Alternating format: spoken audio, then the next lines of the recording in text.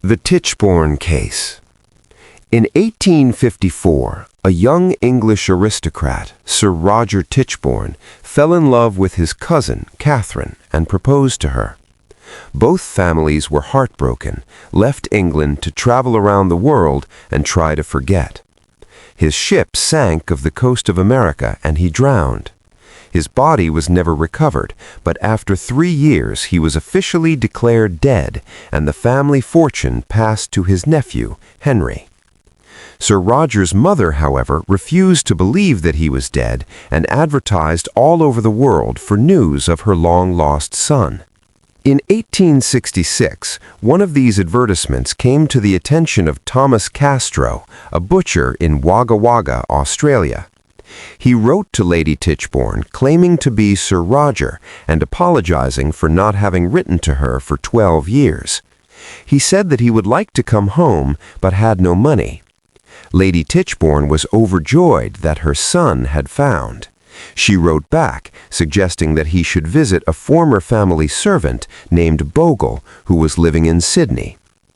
Castro discovered as much as he could about the Tichborne family and visited Bogle, an elderly and rather short-sighted gentleman. Despite the fact that Castro was 10 centimeters shorter and 10 kilograms heavier than Sir Roger, Bogle confirmed that he was real. Castro explained that the hardships of life in Australia had changed his appearance. On receiving a letter from Bogle, Lady Tichborne sent enough money to pay for the fare back to England. When she met Castro, Lady Tichborne was convinced that he was her son and arranged for him to receive 1,000 sterlings a year, a very large sum of money in those days.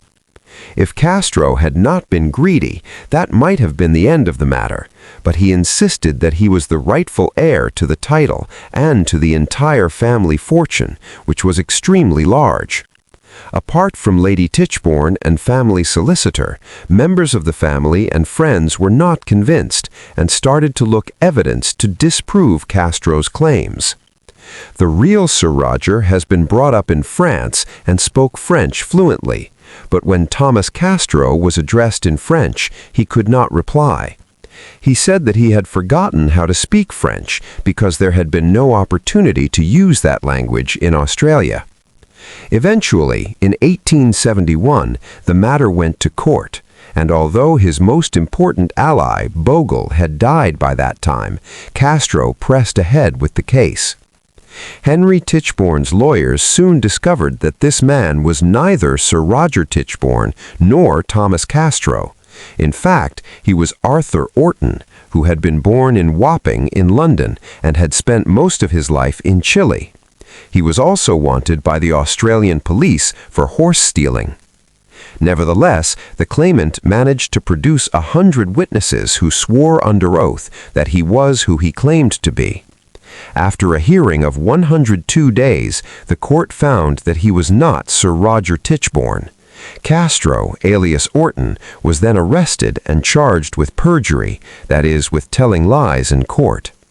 After a second trial lasting 188 days, he was found guilty and sentenced to 14 years in prison. He still maintained that he was Sir Roger, but when he was released from his prison in 1884, he finally admitted that he was an impostor. He died on April 1, 1898.